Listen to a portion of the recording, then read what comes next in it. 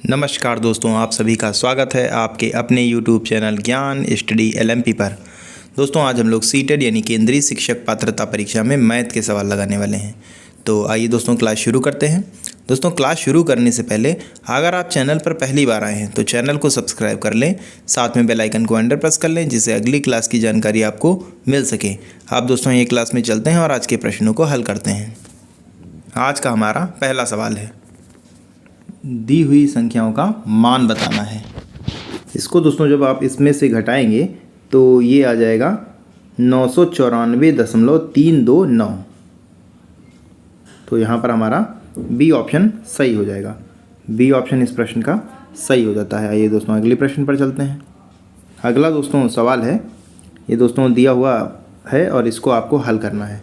इसमें दोस्तों अगर हम a गुणे a प्लस b गुणे b प्लस 2ab वाले फार्मूले से लगाएं, यानी a प्लस b का होल स्क्वायर ये होता है। इस फार्मूले से जब हम लगाएंगे तो यही दोस्तों इसमें दिया हुआ है। ये a गुणे a हो गया, ये b गुणे b हो गया, ये 2ab हो गया। तो इसको जब करेंगे तो ये 3.5 प्लस 1.5 का होल स्क्वायर हो जाएगा और ये दोनों को जोड़ें तो ये हो जाता है 5 हो जाता है। ये 5 हो जाता है तो 5 का स्क्वायर करेंगे तो ये 25 आ जाएगा। ये 25 दोस्तों आ जाएगा और यही हमारा आंसर हो जाएगा। और 25 हमारे ए ऑप्शन में दे रखा है तो ए ऑप्शन हमारा सही हो जाएगा। ए ऑप्शन इस प्रश्न का सही हो जाएगा। आइए दोस्तों अगला सवाल लगाते हैं। अगला दोस्तों सवाल है, एक रस्सी को 6 स्थानों से काटा गया, यदि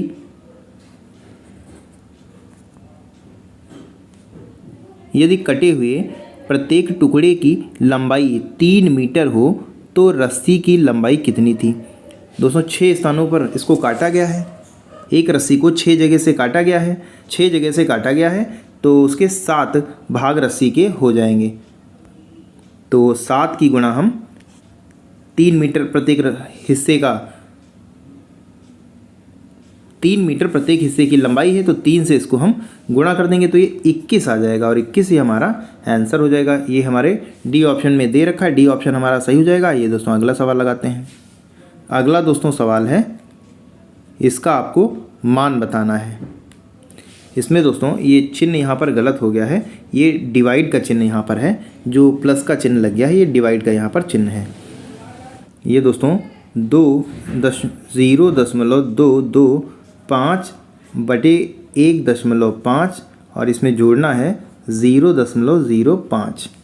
तो इसको दोस्तों हल करेंगे तो ये 15 इकन्ना 15 और 15 पचे 75, ये दशमलव यहाँ पर आ जाएगा और ये कट जाएगा।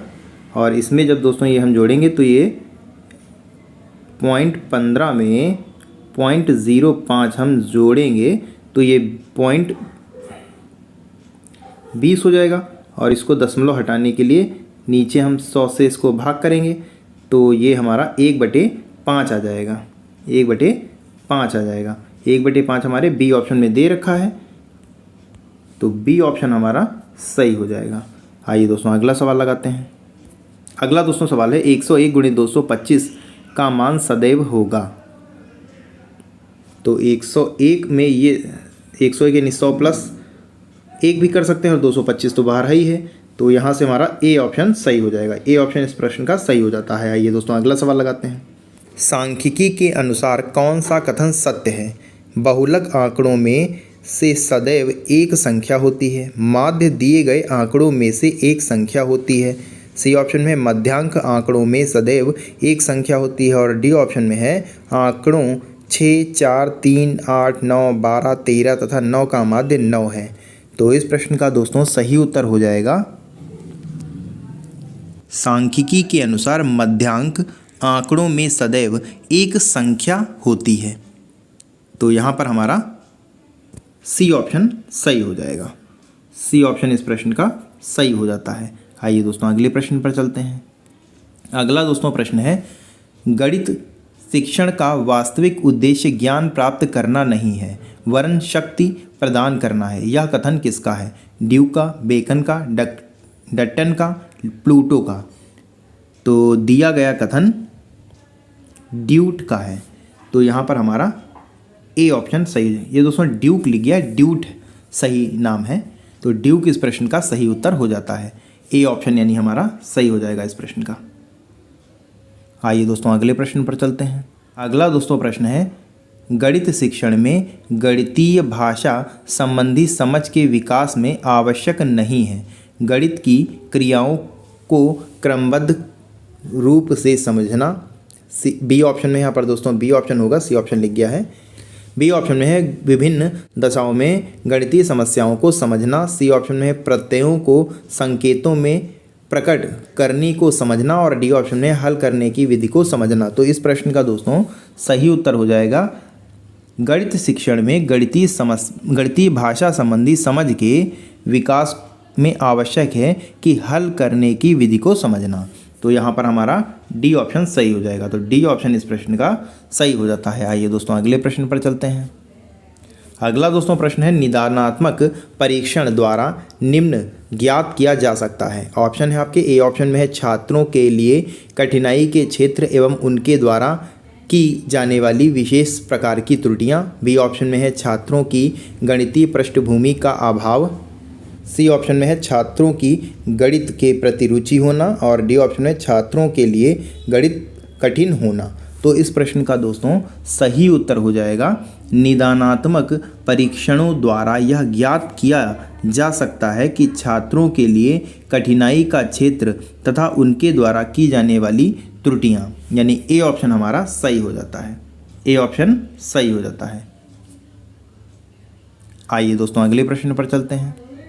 अगला दोस्तों प्रश्न है, गणित शिक्षण की कौन सी विधि है जिसमें अज्ञात से ज्ञात की ओर चलते हैं व जिसमें खोज करने की प्रवृत्ति को प्रोत्साहन मिलता है? प्रयोगशाला विधि, प्रयोजन विधि, संश्लेषण विधि, विश्लेषण विधि।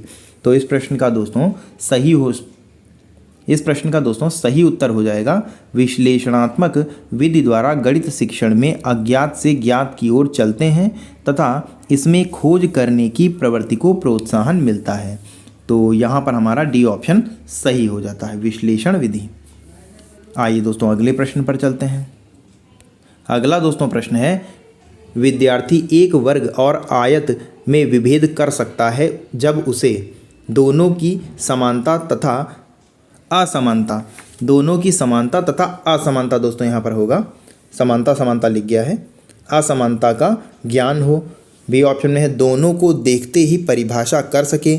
सी ऑप्शन में दोनों को देखते ही चित्र बना सकें। और डी ऑप्शन में है उपरोक्त सभी। तो इस प्रश्न का दोस्तों सही उत्तर हो जाएगा, एक विद्यार्थी वर्ग और आयत में तभी विभेद कर सकता है जब उसे दोनों की समानता तथा असमानता का ज्ञान हो। तो यहाँ पर हमारा ए ऑप्शन सही हो जाता है। तो ए ऑप्शन इस प्रश्न का सही हो जाता है। आइए दोस्तों अगले प्रश्न पर चलते हैं। किसके अनुसार गणित की उन्नति के साथ देश की उन्नति का घनिष्ठ संबंध है? Hitler, Aryabhatta, Napoleon, Bhaskaracharya. तो इस प्रश्न का दोस्तों सही उत्तर हो जाएगा, नेपोलियन के अनुसार गणित की उन्नति के साथ साथ देश की उन्नति का घनिष्ठ संबंध रहा है। तो नेपोलियन दोस्तों इस प्रश्न का सही उत्तर हो जाता है, यानी सी ऑप्शन हमारा सही हो जाएगा। तो इस प्रश्न का सी ऑप्शन सही हो जाता है। दोस्तों आज के लिए बस इतना ही। कैसी लगी आज की क्लास कमेंट करके ज़रूर बताएं। और दोस्तों अगर आपको आज की क्लास पसंद आई हो तो लाइक करें। और अगर दोस्तों अभी तक आपने चैनल को सब्सक्राइब नहीं किया है तो चैनल को सब्सक्राइब कर लें, साथ में बेल आइकन को अंडर प्रेस कर लें जिससे अगली क्लास की जानकारी आपको मिल सके। मिलते हैं अगली क्लास में, तब तक के लिए नमस्कार, जय हिंद, जय भारत।